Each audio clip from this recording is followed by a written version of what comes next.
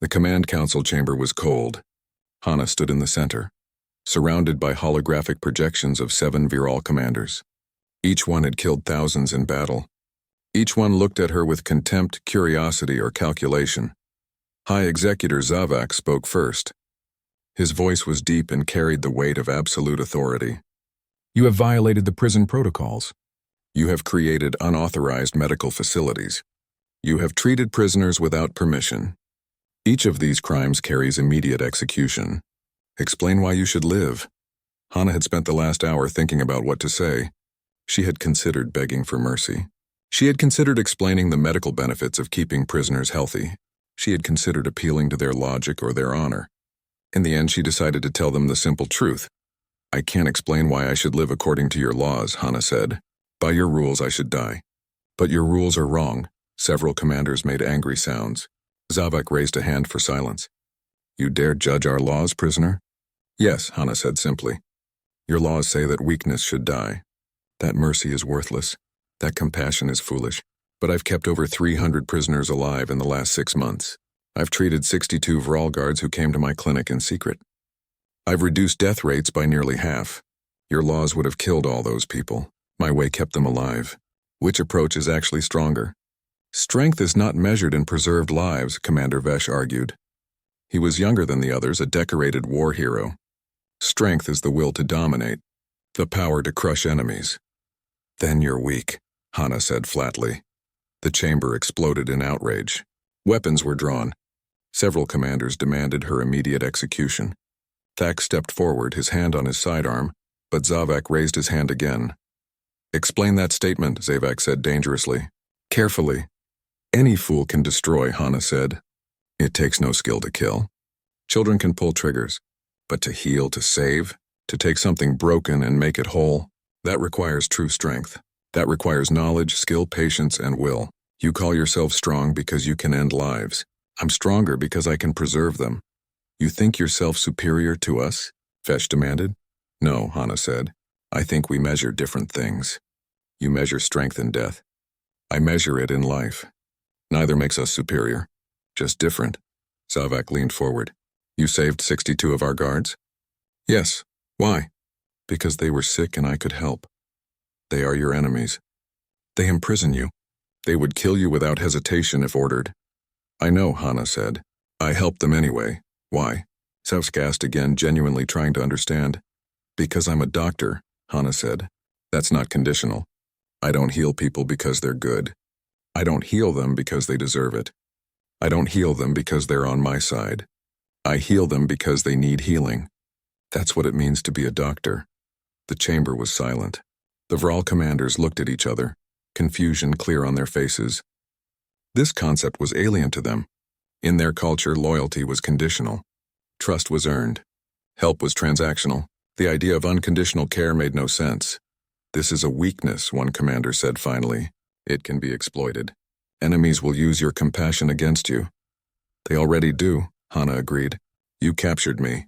You imprisoned me. You work me until I collapse. You're exploiting my desire to heal by making me watch people die. But it doesn't change what I am.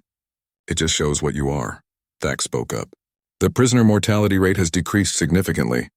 Our guards are healthier. The prison operates more efficiently. These are measurable benefits. Benefits to us, Zavak said. But what if we order her to treat only our guards? To let prisoners die? Then I refuse, Hana said immediately. You would refuse a direct order? Zavak asked. Yes, either I'm a doctor for everyone or I'm a doctor for no one. You can't have it both ways. We could torture you into compliance, Vesh suggested. You could try, Hana said. But torture doesn't create healers. It creates broken people. You might force me to go through the motions, but you can't force me to care. And caring is what makes the difference between medicine and butchery. Zavak sat back, studying her. You are either incredibly brave or incredibly foolish. Probably both, Hana said. It was becoming her standard answer. The council debated for an hour. Hana stood silently, exhausted and thirsty while they argued her fate. Some wanted her executed as an example. Others saw potential value. A few seemed disturbed by the entire situation in ways they couldn't articulate. Finally, Zavak made his decision. You will continue your medical work, but you will be monitored constantly. If you show any sign of rebellion, any attempt to organize prisoners beyond medical care, you will be executed along with everyone you've treated. Understood? Understood, Hana said. You may go. Hana turned to leave, then stopped. Hi, Executor. I need more medical supplies if you want me to be effective. What I have isn't enough. The audacity of making demands at her trial made several commanders laugh. Zavak actually smiled. You will be given basic supplies. Prove they are not wasted. Hana was escorted back to her section. Word of the trial spread quickly. She had confronted the command council and lived. She had demanded supplies and received them. She had become more than a prisoner. She had become something the Vral didn't have a word for, a protected enemy. 3 weeks later, everything changed again. A sick prisoner was brought into the clinic. He had been transferred from another ship, already showing symptoms of something Hana didn't recognize. High fever, bleeding from the eyes and nose, organ failure, isolation, Hana ordered immediately. Now, nobody touches him without protection. But it was too late. The disease spread like wildfire. Within days, 50 prisoners were sick. Within a week, 200. The Vral guards started showing symptoms.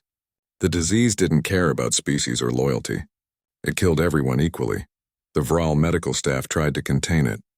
They failed. Their doctors died. Their treatments didn't work. Panic spread through the ship faster than the disease itself. Thax came to Hana personally. Can you stop this? I don't know, Hana admitted. I've never seen anything like it. I need time to study it. I need lab equipment. I need help. You'll have whatever you need, Thax said. Just stop it. Hana worked for 72 hours straight. She studied the disease from samples of blood, tissue, and other fluids. She analyzed how it attacked different species. She tested dozens of potential treatments on isolated samples. Yuna worked beside her, now strong enough to help.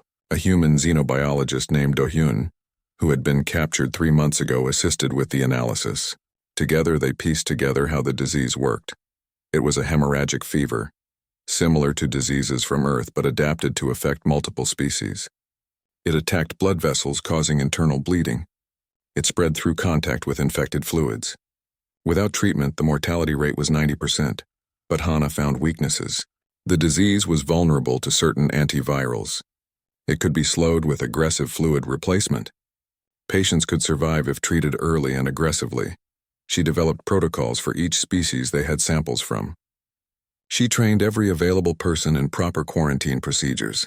She turned the entire prison section into a massive medical facility, organizing it with military precision.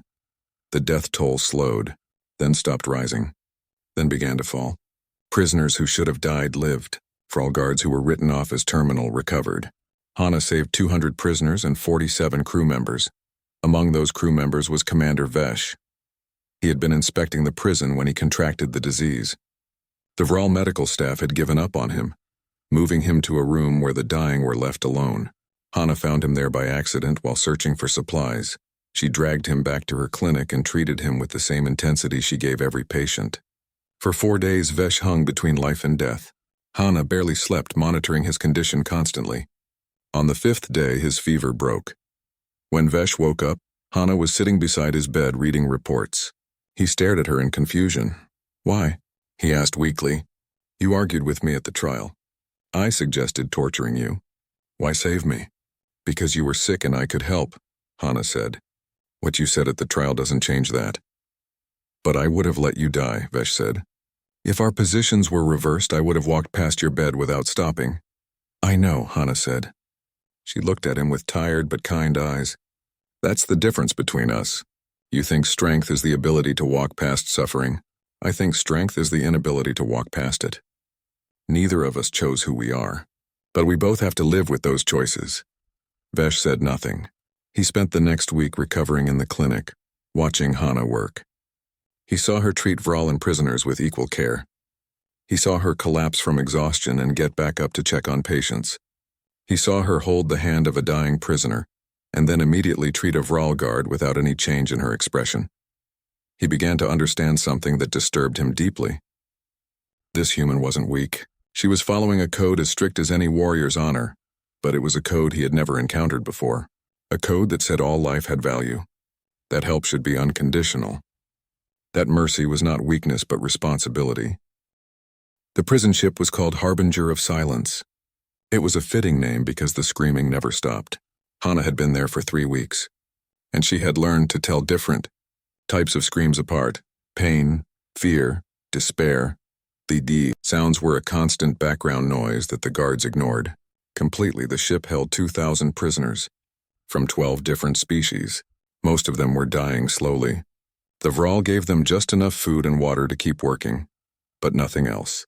No medical care, no rest beyond 4 hours of sleep, no mercy. Hana's cell held 8 humans. When she arrived, there had been 12. 4 had died in the first week. 1 from infection, 1 from starvation because she was too sick to eat. 2 simply gave up and stopped trying. "You need to eat this," Hana told the woman lying on the floor beside her. The woman's name was Yuna Lee. She had been an intelligence officer before her capture 8 months ago.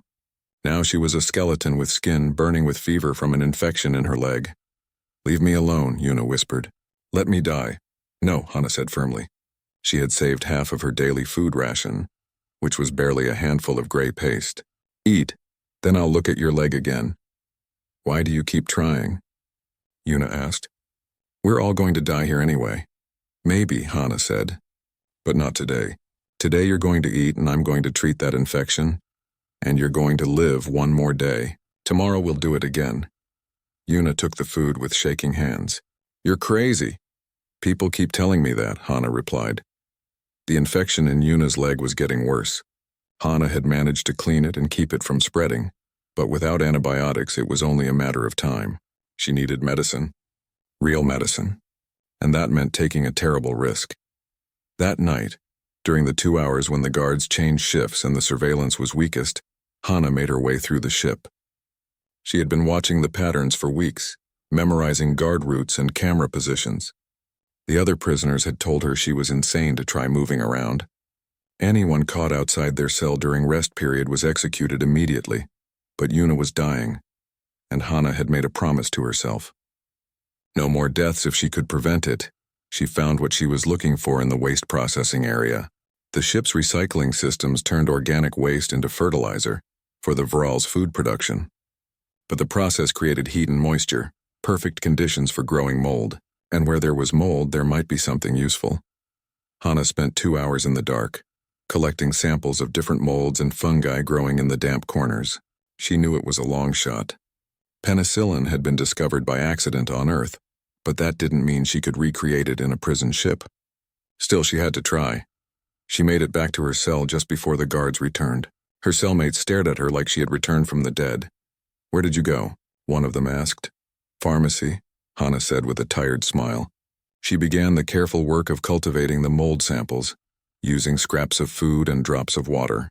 Most of them would be useless or even poisonous. But maybe, just maybe, one would help. 3 days later, she had something. A green mold that showed promising signs. She tested it carefully on small wounds, watching for reactions. When it seemed safe, she tried it on Yuna's leg. The improvement was slow but real. Over the next week, Yuna's fever broke. The infection began to retreat. Color returned to her face. "You did it," Yuna breathed, staring at her healing leg in wonder. "You actually did it." "We did it," Hana corrected. "You fought. I just gave you the tools." Word spread quietly through the prison. The human doctor had made medicine from nothing. Other prisoners began to seek her out during the brief rest periods. A Clith prisoner named Tavar, who had lost 3 limbs in mining accidents and was dying from infected stumps. A Viroxy named Dren, whose plant-based biology was failing in the artificial environment. Hana treated them all. She created a hidden clinic in the waste processing area, far from the guards' usual routes. She taught other prisoners basic first aid, showing them how to clean wounds and recognize infections. She turned prisoners into assistants, creating a network of care in the darkest place in the galaxy. The death rate in her section of the prison dropped. Not dramatically enough to draw immediate attention, but enough to give people hope. Hope was dangerous in a place like this. It made people want to live. "You're going to get caught," Yuna warned. She was helping Hana now, despite her weakness. "When they find out, they'll kill you." "Probably," Hana agreed. She was treating a young human with a dislocated shoulder, carefully manipulating the joint back into place. "But until then, we keep working." 2 months into her imprisonment, Hana's luck ran out. She was in the clinic stitching up a gash on a prisoner's arm when a Vral guard walked in. Sergeant Kryn stood in the doorway, his weapon raised, staring at the scene before him. Hana stood slowly, her hands up. "If you're going to shoot me, wait until I finish this stitch. Otherwise he'll bleed." Kryn didn't shoot. He just stared. Then Hana noticed something. The way he held himself, the slight tremor in his hands, the greenish tint to his scales that shouldn't be there. "You're sick," she said. Silence. Kryn shouted, but his voice was weak. "How long have you had the parasites?" Hana asked. She had seen similar symptoms in other Vral guards. There was something in the prison's water system that affected them. "Months. You're dying slowly and your medical staff can't help because you're embarrassed to admit weakness." Kryn's weapon wavered. "I should kill you. Kill all of you." "You should," Hana agreed. "But you won't, because you want to live. And I can help you." "Why would you help me?" Kryn demanded. "I am your enemy. I have killed your kind. I would kill you without thought if ordered." "I know," Hana said calmly. "But I'm a doctor. That's not conditional. Sit down and let me examine you, or shoot me and die in 6 months. Your choice." The clinic was silent. Every prisoner watched, barely breathing. This was the moment everything could end. Kryn lowered his weapon slowly. He sat down heavily on a crate. "You are insane," he muttered. "People keep telling me that," Hana replied. She approached carefully and began her examination. The parasites were deep in Kryn's digestive system. They were feeding off him slowly, releasing toxins that were poisoning him. Without treatment, he would indeed die within months. With treatment, it would take time, but he could recover. Hana prepared a mixture from her limited supplies. "You'll need to take this every day for a month. It will make you sick at first. Your body will fight both the parasites and the medicine. But it will work." "How do you know?" Kryn asked suspiciously. "I don't," Hana admitted. "Not completely. But it's your best chance. Better than certain death." Kryn took the medicine. He stood up, grabbed his weapon, and looked at Hana for a long moment. "I will not report this place," he said finally. "But do not ask me to protect it. If others discover you, I will do nothing." "Fair enough," Hana said. Kryn left. The clinic erupted in whispered excitement. Hana had not just saved a guard. She had created an unspoken truce. It wouldn't last forever, but it might last long enough. "You just changed everything," Yuna said quietly. "You know that, right?" "I just treated a patient," Hana replied. But she knew Yuna was right. Something had shifted. The absolute line between prisoner and guard had blurred just a little. Over the next months, Hana's clinic grew. More prisoners helped. The network of care expanded. Deaths continued, but at a slower rate. People who should have died lived. People who had given up found reasons to keep fighting. And then, in the 6th month of Hana's imprisonment, the surveillance reports reached War Master Thax. Prisoner mortality in Section 7 had dropped by 40%. That was statistically impossible without intervention. Thax reviewed the security footage personally. It took him 3 days to find the right camera angles and piece together what was happening. When he saw it, he sat back in his chair and laughed that harsh, barking laugh. The human doctor had built a hospital in his prison, under his nose, in direct violation of every rule. She had recruited dozens of prisoners, bribed or convinced guards to look the other way, and was systematically keeping people alive who should have died. It was the most audacious thing Thax had ever seen. It was also by Vral law punishable by immediate execution. He should send soldiers to destroy the clinic and execute everyone involved. Instead, Thax stood up and walked toward Section 7. He wanted to see this himself. He wanted to understand what kind of creature could look at hell and decide to build a garden. When he entered the clinic, Hana was treating a Vral guard. Not Kryn, but another one. The guard looked ashamed to be there, but also desperate. Hana worked with the same calm efficiency she showed everyone. "Hello, War Master," Hana said without looking up. "I wondered when you'd find us." "You knew I would," Thax said. "Of course. I'm surprised it took this long. You should be executed for this." "Probably," Hana agreed. "Will you let me finish first? He's got a bacterial infection that will kill him in 3 days without treatment." Thax watched as Hana saved the life of one of his own guards. He watched prisoners working together with efficiency that rivaled military medical units.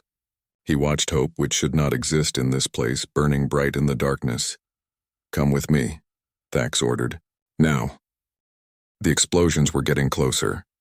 Dr. Hana Kim could feel each blast shake the walls of the field hospital. Dust fell from the ceiling and scattered across the operating table where Lieutenant Min Ho Choi lay dying. His chest had been torn open by shrapnel, and she had her hands inside his body trying to stop the bleeding. "Doctor, we need to evacuate now," Corporal Ji-ho Park shouted from the doorway. His face was covered in dirt and blood. Outside, the sounds of gunfire mixed with the screaming of wounded soldiers. The Vral forces were breaking through the defense lines. "I can't leave him," Hana said without looking up. Her hands moved quickly, tying off a damaged artery. "He'll die if I stop now. We'll all die if you don't." Ji-ho grabbed her shoulder, but she shook him off. "Then go. Get the others out." "I'm staying." Ji-ho stared at her for a long moment. He had served with her for 2 years. He knew she never abandoned a patient. He also knew he couldn't carry her out by force while she was elbow-deep in surgery. "You're insane," he muttered, then ran to help evacuate the remaining wounded who could walk. Hana focused on her work. Minho was 23 years old. He had shown her pictures of his family back on Earth just yesterday. His little sister was graduating next month. He had promised to be there. Hana wasn't going to let him break that promise if she could help it. The hospital grew quieter as people evacuated. Then she heard different footsteps. Heavy ones, the clicking sound of Vral claws on metal floors. They were inside. She kept working. She had maybe 2 more minutes of surgery left. Just 2 more minutes and Minho would have a chance. The operating room door exploded inward. 4 Vral soldiers entered, their reptilian faces twisted in anticipation of violence. They were 7 feet tall, covered in scales that looked like armor, with eyes that saw in multiple spectrums. They raised their weapons, then they stopped. They had expected armed resistance. Instead, they found a small human woman in blood-soaked surgical scrubs, her hands inside another human's chest, looking at them with calm, steady eyes. "Wait outside or shoot me," Hana said quietly. "But if you shoot me now, my hands will clench and he'll bleed out. So decide quickly." The Vral soldiers looked at each other, confused. Their translator devices struggled with her tone. Was she threatening them? Begging? They couldn't tell. A larger Vral pushed past them. War Master Thax was a veteran of 30 campaigns. He had seen every kind of enemy. Warriors who fought to the death, cowards who begged for mercy, fanatics who tried to take Vral with them. But he had never seen this. This human wasn't fighting or running. She was just continuing her task as if the war had paused for her convenience. "You know you are captured," Thax said in heavily accented human language. "You know what we do to prisoners?" "Yes," Hana replied. She was closing Minho's chest now, her movements precise despite her shaking hands. "I also know what I do to patients. I save them." Thax stepped closer, examining her. "You think you can bargain? That we will spare you if you save this soldier? No, I think he deserves a chance to live. What you do to me afterward is your choice." She finished the last suture and stepped back, removing her bloody gloves. "He needs antibiotics and monitoring for the next 6 hours. Without them, my work here was pointless." "Why should I care about your pointless work?" Thax asked. "You shouldn't," Hana said. She was exhausted. She had been operating for 16 hours straight. "But I do. That's the difference between us." Thax made a gesture. His soldiers grabbed Hana's arms and forced them behind her back. She didn't resist. She just kept looking at Minho, watching his chest rise and fall with steady breaths. They dragged her outside into the burning compound. Bodies lay everywhere. Most were human soldiers, but she saw Vral casualties too. And then she saw something that made her stop fighting against her captors. A Vral soldier was lying against a wall holding his side. Green blood seeped between his fingers. His squad had left him behind, probably thinking he would slow them down. His eyes were glazing over with shock. "Wait," Hana said. "He's dying." Thax looked where she was pointing. "He is weak. Let him die. He doesn't have to die. That's just bleeding. I can stop it." "Why would you?" Thax genuinely wanted to know. In Vral culture, enemy wounded were either killed or left to die. Helping them was unthinkable. "Because I'm a doctor," Hana said simply. "May I?" Thax was so surprised by the question that he nodded. Hana walked over to the wounded Vral soldier, her captors following in confusion. She knelt beside him and opened her medical kit, which had somehow stayed strapped to her belt. The Vral soldier tried to push her away weakly. "Human. Get away." "Shut up and let me work," Hana said. She cut away his uniform and packed the wound with hemostatic gel. The bleeding slowed, then stopped. She wrapped it tightly and injected him with a broad-spectrum antibiotic that she hoped would work on Vral biology. You'll live. Try not to be stupid about it. She stood up and turned back to Thax. I'll need my medical supplies if you're taking me prisoner. Otherwise, there's no point in keeping me alive. Thax studied her for a long moment. Then he laughed. It was a harsh barking sound. You are either the bravest human I have met or the most foolish. Probably both, Hana admitted. Thax made another gesture. Let her take 1 pack of supplies. Small one. He leaned close to Hana, his breath hot and smelling of meat. I am keeping you alive because you are interesting. When you stop being interesting, you will die slowly. Understand? I understand, Hana said. They let her grab her emergency medical pack, then bound her wrists and led her to a transport ship. As they walked, Hana looked back at the hospital one last time. She saw Jiho in the distance hiding behind rubble, watching her being taken. She shook her head slightly, telling him not to try anything stupid. The transport ship was dark and cramped. They threw her into a holding cell with 3 other human prisoners. All of them were wounded. None of them had been given medical attention. Hana looked at their injuries and felt a familiar determination settle over her exhaustion. She opened her medical pack and got to work. The other prisoners watched in amazement as she began treating them with the few supplies she had. One of them, a young soldier with a broken arm, started crying. Why are you crying? Hana asked while she set his bone. Because I thought I was going to die, he sobbed. I thought nobody cared. Somebody always cares, Hana said quietly. That's the thing they don't understand about humans. We care even when it makes no sense to, especially then. The transport ship lifted off, taking them away from Threshold 9. Hana worked through the night using pieces of cloth torn from uniforms as bandages and rationed her supplies carefully. By dawn, all 3 prisoners were stabilized. They slept, which was the best medicine she could give them now. Hana sat in the corner of the cell watching them breathe. She thought about Minho and hoped he survived. She thought about the Vral soldier she had saved and wondered if that made her a traitor. She thought about what was coming and knew it would be terrible. But she was a doctor. That meant something. It had to mean something. Outside the cell, War Master Thax watched the human woman through the security camera. She had not slept. She had not eaten. She had only taken care of others. He found it disturbing. In his culture, self-sacrifice was for warriors in battle, not for healers in cells. What kind of species produced people like this? He made a note in his report. The human doctor would be studied. The Dominion needed to understand this behavior before it could be properly crushed. Compassion was a weakness after all. Weaknesses could be exploited. But as Thax wrote his report, he felt something unfamiliar. A small doubt. The human had saved one of his soldiers without hesitation, without asking for anything in return. She had looked at a dying enemy and seen only a patient. Thax deleted that thought from his mind. Doubt was also weakness. He had no room for it.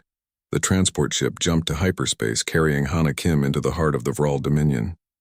She had no way of knowing that she was about to change the course of galactic history. She was just trying to keep people alive, one patient at a time.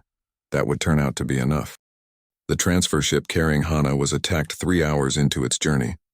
Human fighters appeared from nowhere, weapons blazing, targeting the escort ships. A voice came over the communication system in human language. Dr. Kim, this is Captain Hyjin-song of the Coalition Resistance. We're here to rescue you. Prepare for extraction in 90 seconds. Hana grabbed the communication panel in her holding cell. Negative, Captain. I'm not alone on this ship. There are 62 other prisoners here. We don't have capacity for everyone, Doctor. We came for you specifically. Then you're leaving without me, Hana said firmly. I'm not leaving them behind. There was a long pause. Hana could hear weapons fire and explosions over the comm. Finally, Hyjin's voice came back, frustrated. Doctor, we've lost people to get to you. Don't throw that away. I'm not throwing anything away, Hana said. I'm keeping my principles. If you extract me alone, the Vral will execute every prisoner on this ship in retaliation. I won't be responsible for that. Either we all go or nobody goes. Another pause. Then, you're making a mistake, Doctor. Probably, Hana said. But it's my mistake to make. Thank you for trying, Captain. Now get your people out of here before more of them die. The attack stopped. The human fighters withdrew. The Vral escorts regrouped, damaged but functional. Hana sat back down in her cell, knowing she had just refused her only chance at freedom. The other prisoners stared at her in disbelief. One of them, a young human soldier, started crying. Why didn't you go? Because I'm not worth 62 lives, Hana said simply. Now rest. We have a long journey ahead. When the transfer ship docked with Dominion's Fang, Thax was waiting. He grabbed Hana roughly and dragged her to a private room. What did you do? He demanded. I refused rescue, Hana said. Why? You know why? He would have killed everyone on that ship if I had escaped. Thax studied her face. You chose to remain a prisoner rather than let others die. This is insane even for you. It's consistent, Hana corrected. I told you at the trial. I don't make exceptions, not even for myself. Thax made a sound that might have been respect or disgust. You are the strangest creature I have ever encountered. High Executor Zavak will want to hear about this personally. The capital ship was massive, more like a floating city than a vessel. Hana was taken to comfortable quarters, not a cell. She was given good food, clean clothes, and medical supplies. It felt like a trap because it obviously was one. Zavak came to see her that evening. He was even larger in person than on the hologram. His scales marked with ritual scars from decades of battle. Tell me about your refusal of rescue, he said. Hana explained exactly what had happened. Zavak listened without interruption. When she finished, he nodded slowly. You chose imprisonment over freedom to save enemies of your people. Do you understand how this sounds to us? Probably not, Hana admitted. I don't really understand your culture either, but I made the only choice I could live with. That is what interests me, Zavak said. You act according to internal principles rather than external pressures. This is how we train our best warriors. But they fight for the Dominion. You fight for something else. What? Life, Hana said. Just life. The chance for people to keep breathing, keep existing, keep having possibilities. That's worth fighting for. Even enemy life? All life. Zavak stood up and walked to the window looking out at the stars. In 2 days I am going to test you. I am going to give you a choice that will prove your principles have limits. When you fail, I will have justification to execute you and end this disruptive philosophy you represent. I am telling you this now as a courtesy, because you interest me more than any prisoner I have encountered. That's fair, Hana said. Thank you for the warning. You're not afraid? Zavak asked, turning back to her. I'm terrified, Hana admitted, but fear doesn't change what's right. It just makes doing the right thing harder. 2 days later, Hana was brought to a medical bay. 2 people lay on tables, both critically injured. One was a human she recognized immediately. Private Sungho Kang, barely 18 years old, captured 2 months ago. His chest was crushed, his breathing labored. He was dying. The other was a Vral Admiral, High Admiral Torvin, injured in what looked like an assassination attempt. He had severe internal bleeding, but his injuries were survivable with immediate treatment. Zavak stood between them. You have supplies to save one person, only one. The boy dies quickly without intervention. The Admiral has perhaps an hour. Choose. Hana examined both patients quickly, her training taking over despite the horror of the situation. Sungho looked up at her with frightened eyes. Dr. Kim? Am I going to be okay? Her heart broke. She checked his vital signs, assessed the damage. His injuries were catastrophic. Multiple organ damage, massive internal bleeding. Even with immediate surgery and perfect conditions, his chances were maybe 5%. The Admiral was different. His bleeding was severe but localized. With treatment, he would live. Without treatment, he would die, but more slowly. Doctor, Zavak said, choose now. Every second you delay, both of them weaken. Hana's hands were shaking. This was the cruelest test she could imagine. Choose based on species loyalty or choose based on medical reality. Both options would haunt her forever. She made her decision. She went to the Admiral and began treating his injuries. No, Sungho cried out. Doctor, please. Don't leave me. Hana's eyes filled with tears, but her hands stayed steady. She worked on the Admiral with desperate efficiency, stopping his bleeding, stabilizing his condition. She could hear Sungho crying, calling for her, begging. When the Admiral was stable, she went to Sungho. She held his hand. I'm here, she said softly. I'm here now. Why didn't you save me? Sungho whispered. Blood trickled from his mouth. Because I couldn't, Hana said, tears streaming down her face. Your injuries are too severe. I don't have the equipment. I don't have the tools. Even with everything, you might not survive. The Admiral had a better chance. I had to choose based on who I could actually save. But I'm human, Sungho said. Doesn't that matter? You matter, Hana said fiercely. You matter so much. But I can't base medical decisions on species. I have to base them on medicine. I'm so sorry. I'm so sorry. Sung-ho's breathing became more ragged. Will you stay? I don't want to die alone. I'll stay, Hana promised. I won't leave you. She held his hand for the next 20 minutes, talking to him softly, telling him about Earth, about his family, about anything to keep him connected to life. When he finally stopped breathing, she closed his eyes gently and stayed there, holding his dead hand, crying silently. Zavak watched it all. The Vral recording devices captured everything. When it was over, he approached Hana. You chose the Admiral. I chose the patient I could save, Hana said without looking up. That's the only choice I'm allowed to make. You are human. He was human. That should have mattered. It did matter, Hana said. Her voice was raw. It mattered so much I can barely breathe. But it couldn't be the deciding factor. If I start choosing based on species, where does it stop? Do I only treat humans? Only certain kinds of humans? Only people from my planet? My city, my family? Once you make care conditional, you can justify anything. I can't do that. I won't do that. Even though it meant watching your own kind die? Zavak asked. Especially then, Hana said. She finally looked up at him. The hardest thing about having principles is keeping them when they cost you everything. If I had chosen Sung-ho just because he was human, I would have violated everything I believe in. I would have become something I'm not. And I would still be holding his hand right now, watching him die because his injuries were beyond my ability to treat. Zavak had prepared many responses. He had expected anger, defiance, breakdown, or rationalization. He had not expected this. Absolute conviction in the face of absolute grief. The human doctor had passed his test in a way he had not anticipated. She had proven her principles by keeping them at terrible personal cost. This recording will be broadcast across the fleet, Zavak said quietly. I intended it to show your weakness, your willingness to abandon your own species. Instead, it will show something else. I'm not sure what yet. Show whatever you want, Hana said. I know what I did and why I did it. Sung-ho deserved every chance I could give him, but the Admiral was the chance I had. That's medicine. Sometimes you can't save everyone, so you save who you can. She stood up slowly, exhausted and broken. May I return to my quarters now? Yes, Zavak said. He watched her leave, limping from hours of standing, and found himself deeply unsettled. He had tried to break her. Instead, he had only proven she couldn't be broken. The recording was broadcast across the Vral fleet that night. Zavak had intended it as propaganda showing human weakness. Instead, something unexpected happened. Vral soldiers watched Hana choose to save their admiral based on medical need, not species loyalty.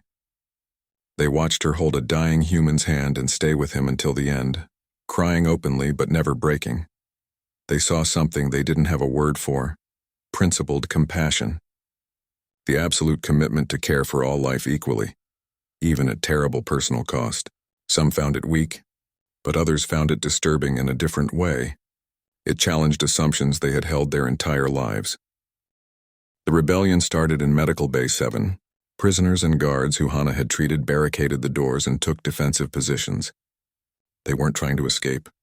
They were protecting her. Yuna coordinated the defense from inside. She had regained her full strength over the months and had become Hana's closest friend. They'll kill you, she said to Hana. You know that, right? They'll break through eventually and execute everyone who helped you. Then tell everyone to surrender, Hana pleaded. Don't die for me. I'm not worth it. That's not your choice, Yuna said firmly. You taught us that some things are worth dying for. You showed us every single day. Now we're showing you the same thing. Similar barricades went up in 3 other sections. Prisoners and guards who had been saved by Hana refused to let her execution proceed. It was unprecedented in Vral history. Enemies cooperating, guards defying orders, all for one human doctor. War Master Thax led the Loyalist forces personally. He stood outside Medical Bay 7 with 200 soldiers. This is your final warning, he broadcast. Surrender the human doctor or you will all be executed for mutiny. Yuna responded over the intercom. We're not surrendering. If you want her, come take her. But know that people of 6 different species are standing together to protect her. That's the world she created. That's what you'll be destroying. Thax prepared to order the assault. Then his communication system lit up. War Master, we have a situation. Human coalition forces just arrived in the system. A full battle group. They're demanding Dr. Kim's release. On the bridge, Zavak faced Captain Heejin on the main view screen.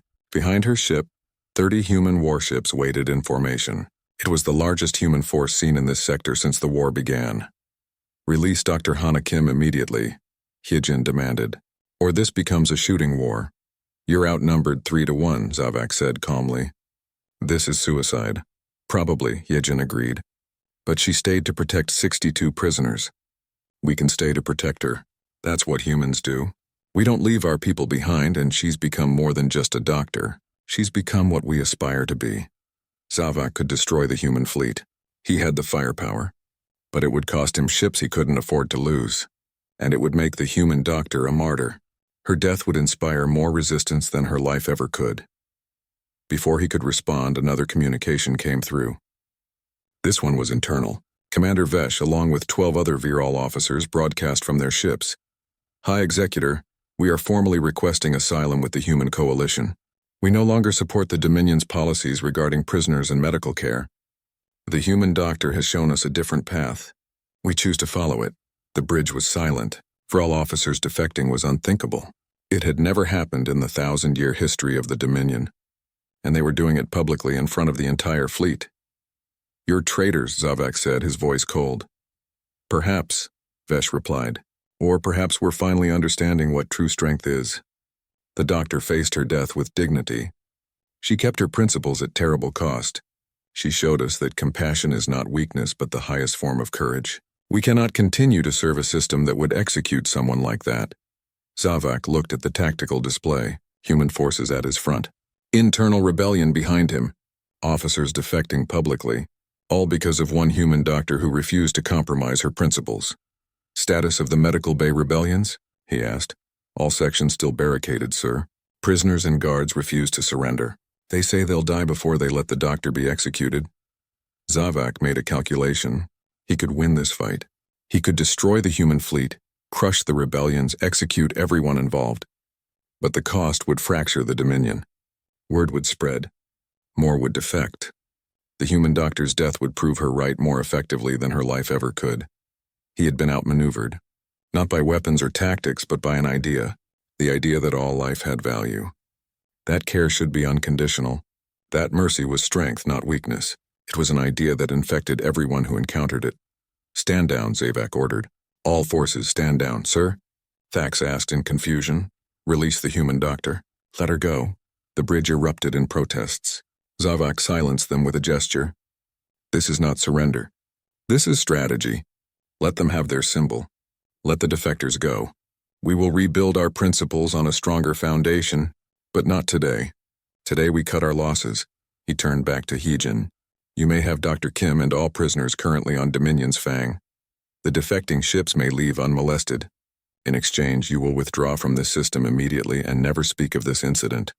We'll withdraw, Heejin agreed. But we can't promise silence. What happened here matters. People should know. Then let them know, Zavak said tiredly. It won't change the outcome. Take your doctor and go. Hana was brought to the bridge. She looked exhausted, emotionally devastated from Sung-Ho's death and the rebellion staged in her name. When she saw Zavak, she straightened her shoulders. Thank you for sparing them, she said quietly. I didn't do it for mercy, Zavak replied. I did it because you have become more dangerous dead than alive. You will leave now. You will take your principles with you. And you will never return to Dominion space. What about the other prison ships? Hana asked. The prisoners I was treating. They need continued medical care. They will receive it, Zavak said. You have proven the value of keeping prisoners healthy. We will implement medical protocols based on your methods, not because we believe in your philosophy, but because it improves efficiency. That's a start, Hana said. Better people alive for practical reasons than dead for philosophical ones.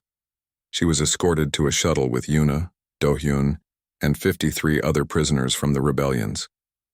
Vesh and his defecting officers joined them, their ships forming an escort. The human fleet surrounded them protectively. As they left Dominion's Fang, Hana looked back at the massive warship. She thought about all the people still trapped there, all the prisoners still suffering, all the work left undone. You're thinking about going back, Yuna said, reading her expression. I can't go back, Hana said. But I can't leave them either. All those prisoners. All those species. They need help. So we help them, Hijin said from the cockpit. She had taken personal command of the rescue shuttle. But differently. We established something. A place where anyone can get treatment, no questions asked. A neutral zone. A hospital station, Do-hyun suggested. On the border between human and Vral space. Open to everyone. Hana felt something stir in her chest. Hope, maybe. Or purpose. That could work. If both sides agreed. If we could get funding. If we could staff it with people who understand. You have staff, Fesh said. The officers who defected with me. We believe in what you showed us. Let us help build it. Over the next 6 months, Hana's impossible dream became reality. The Coalition and the Vral negotiated a neutral medical zone. Neither side liked it, but neither could afford to reject it publicly after word spread of Hana's story. A station was built at the border. Old and broken, formerly a mining platform, but Hana made it work. She trained doctors from multiple species in her protocols. She established rules. No weapons, no ranks, no species divisions. Inside the station, everyone was equal. Everyone received care. The healing protocols, as they became known, spread across the galaxy. Other stations adopted them. Militaries incorporated them. The idea that medical care should be unconditional and universal became accepted principle, at least officially. The war continued, but changed. Prisoner treatment improved. Medical neutrality was respected more often than not. It wasn't peace, but it was progress. Hana worked 20-hour days in her new hospital. Patients came from everywhere. Human soldiers, Vral warriors, civilian refugees. She treated them all with the same care, the same dedication, the same absolute commitment. One day, 2 years after her release, a familiar figure arrived at the station. War Master Thax, no longer in uniform, requested treatment. He had been injured in battle and dishonorably discharged for allowing Hana's escape. He expected her to refuse him. Instead, she showed him to a bed and began examining his injuries. I knew you'd come eventually, she said. Why? Thax asked. Because everyone needs help eventually. That's the secret. We're all vulnerable. We all suffer. We all need mercy. The strong ones are just those who admit it. She treated his wounds with the same care she gave everyone. When he was recovered, Thax stayed at the station. He became head of security, using his tactical knowledge to protect the neutral zone from both sides. He never fully understood Hana's philosophy, but he respected it. And he protected it fiercely. 5 years after her capture, Hana received a transmission from Earth. The Coalition wanted to give her medals, honors, a comfortable retirement. They offered her a position training military doctors with a massive salary and no risk. She declined politely. There was too much work at the station, too many people who needed help, too many species learning to work together. She couldn't leave that. Instead, she stood in her hospital watching young doctors from 12 different species train in her methods. One of them was a Vral named Koresh, who quoted Hana's own words back to her during his evaluation. I'm a doctor, Koresh said. That's not conditional.